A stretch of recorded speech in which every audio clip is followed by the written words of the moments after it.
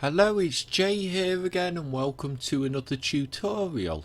In this lesson we're continuing on with the pause script, and even though we have more code for these two functions, in this lesson we're going to get the GUI, we're going to get a bit more baseline functionality in place first, and then we'll come back and we'll flesh out these two functions a little bit more.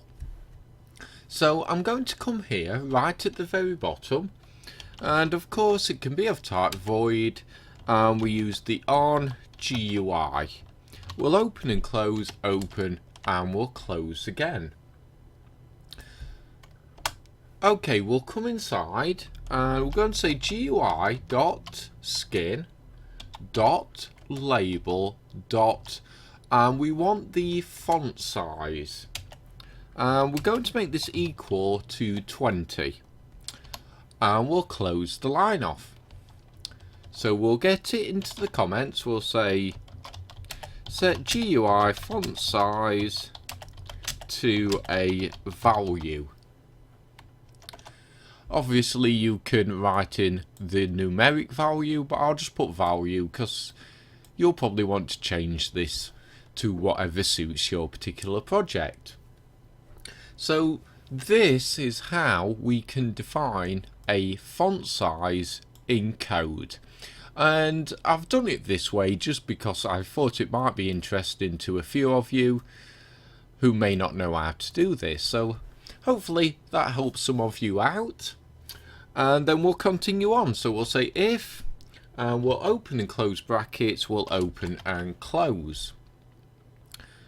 So we'll come inside the brackets here and underscore paused double equals true, and we'll get that into comments. So we'll say if, and I'll write it as underscore paused is equal to true, because obviously we want no GUI from this script if the game is active, not paused. We only want GUI active when we actually become paused. So that's what we're doing here.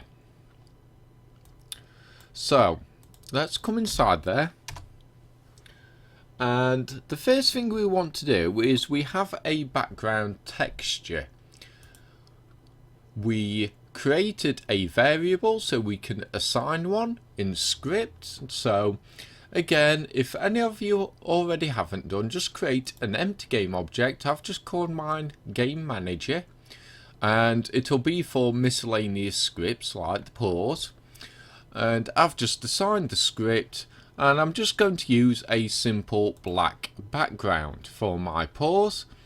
Obviously you can spend more time and make this as elaborate as you want, but I don't think we need to go into that in this series. I'll just use a plain black background just for testing, just for example purposes. So if we are paused, first thing we've got to do is display that background. So we'll say draw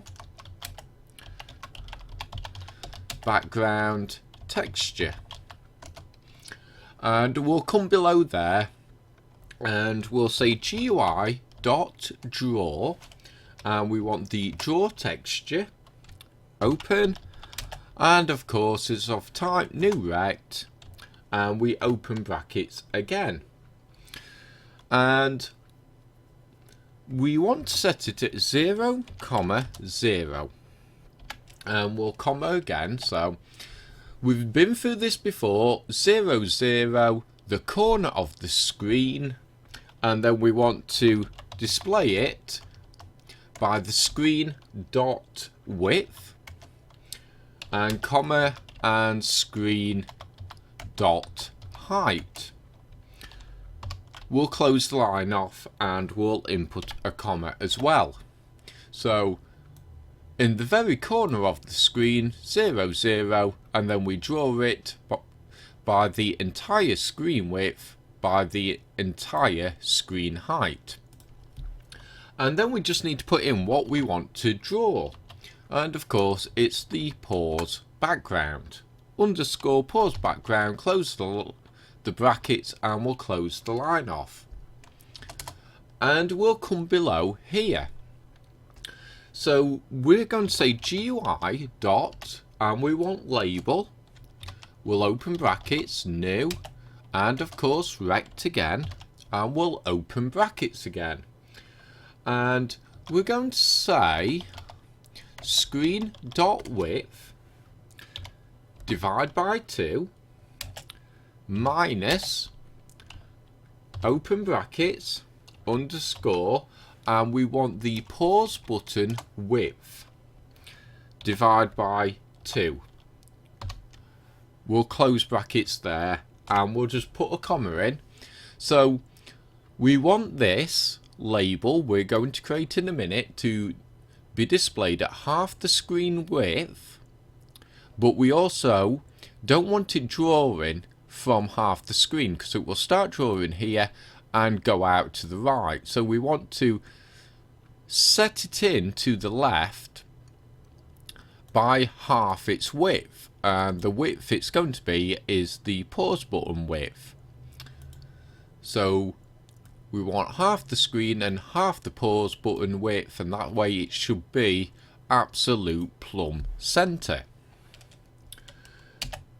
So we'll space, and we'll say screen dot height, and I've experimented quickly on this, and I'm just going to say screen height divide by 3 comma, and again I encourage you to experiment, but it's screen height divided by 3 is roughly where I want to be, so we'll leave it at that for now, but of course feel free to experiment. And the same goes for these other two numbers. I'm going to use a value of 100 comma and a value of 60. So we'll close the line off comma, and then we'll use little speech marks. What we want to say, and I'm just going to write paused in capital letters. And we'll close brackets, and we'll close the line off. And we'll just save it there. Or in fact, let's put a comment just above here. And we'll just say, right, paused on screen. And then we'll save that there. So let's downsize it. So make sure you're set up, and we'll hit play, and we'll test this out. So here we are in game, and if I hit P, we are now paused. So let's hit P again, and now we are no longer paused. So that's working well at the moment, and we still have more things to do, obviously. Let's just stop that there, and we'll come back to the script. So let's leave it here for now on the void on GUI. We'll pick this up in the next lesson because we have more things to add. But let's just do one more thing before we finish this video.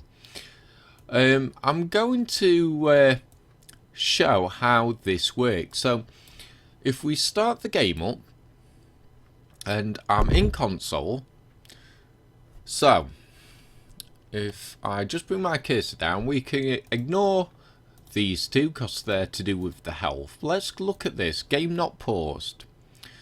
So we are constantly counting up.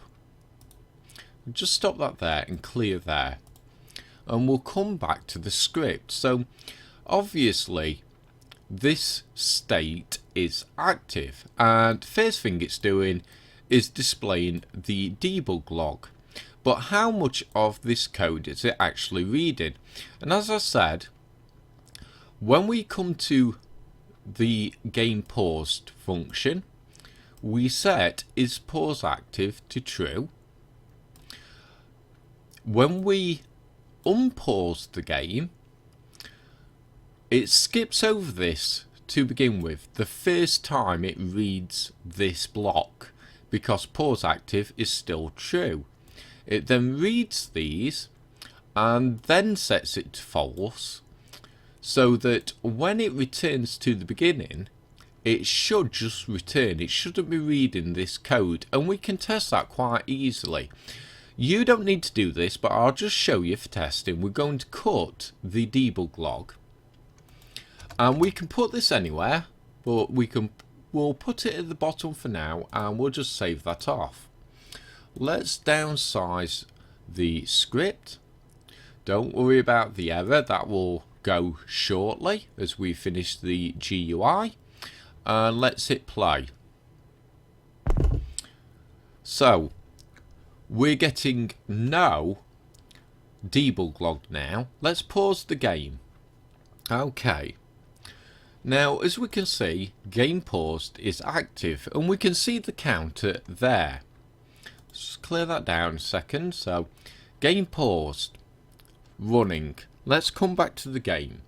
Now we're going to unpause, and as you can see, the game's now running, but if we look at the debug log, it's not running. It's only displayed once. So let's just clear that out. And I'm sure you all realised how this worked when I explained it in the previous video, but I just thought I'd show this as well, because it's a good example of how you can move around the debug log to test the optimization of your code, not just to see if a state's active. And of course, I'm going to just undo that, and we'll put it back in the top there. We'll save that off, and we'll leave it here for this video. In the next video, we'll continue on filling out the void on GUI. So I hope you enjoyed this video. I hope to see you next time, and until then, as always, bye for now.